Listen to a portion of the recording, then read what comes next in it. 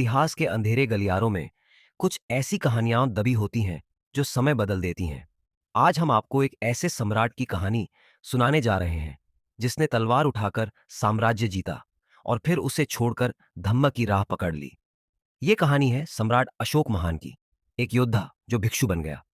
अशोक का आरंभिक जीवन 3री शताब्दी ईसा पूर्व भारत मौर्य वंश के अधीन था। सम्राट बिंदुसार के कई पुत्रों में से एक थे अशोक। तेजस्वी, निडर लेकिन कठोर। उन्हें सेनापति बनाकर अवंती और तक्षशिला जैसे क्षेत्रों में विद्रोह दबाने भेजा गया, जहां अन्य शासक न्याय और नीति से काम लेते, अशोक ताकत और तलवार से शासन करते थे। लोग उन्हें डरते थे और कुछ उन्हें चंड अशोक भी कहते थे, यानी क्रूर अशोक। पर अशोक का एक ही सपना था, संपूर्ण भारत पर राज करना। कलिंग युद्ध, जीत जो सब कुछ बदल गई। कलिंग यानी आज का ओडिशा, मौर्य साम्राज्य से अलग एक स्वतंत्र और बहादुर राज्य।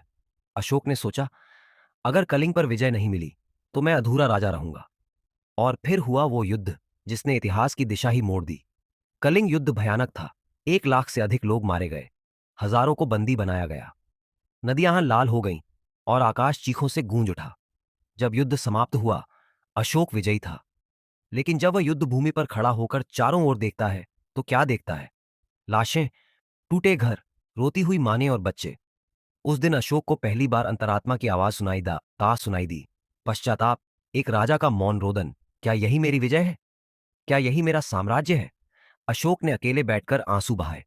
वो सम्राट जो कभी किसी के सामने झुका नहीं, आज अपने ही पापों के सामने झुक गया। उस रात, उस अकेली रात ने भारत का इतिहास हमेशा के लिए बदल दिया। धम्म की राह, अशोक का नया जन्म। कुछ ही समय बाद अशोक ने बौद्ध भिक्षु उपगुप्त से संपर्क किया। बुद्ध के विचारों ने उनके भीतर उजाला किया। अब अशोक तलवार नहीं, शांति का वाहक बनना चाहता था। उन्होंने बुद्ध के 4 सिद्धांतों को अपनाया: अहिंसा, करुणा, सत्य और धैर्य। उन्होंने खुद को समर्पित कर दिया। अब मैं सिर्फ सम्राट नहीं, प्रजा का सेवक बनूंगा।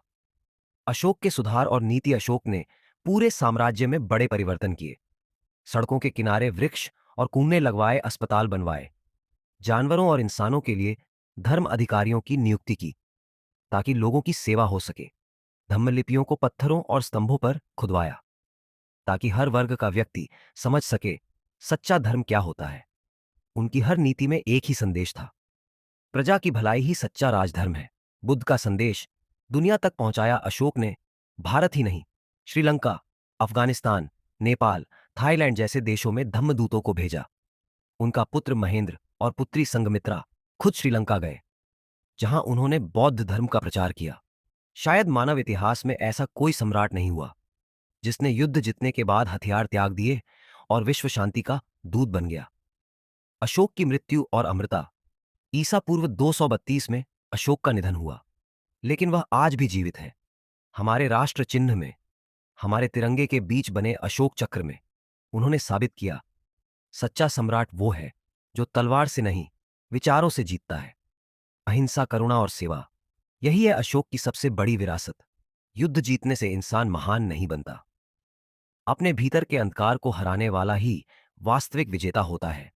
अगर आपको यह प्रेरणादायक कहानी पसंद आई हो तो इस वीडियो को लाइक करें, अपने दोस्तों के साथ शेयर करें और ऐसी ही ऐतिहासिक कहानियों के लिए पास्ट टेल्स वाईटी को सब्सक्राइब करना ना भूलें, क्योंकि इतिहास सिर्फ किताबों में नहीं होता, वो कहानियों में सांस लेता है और हम उन कहानियों को जिंदा रखते हैं।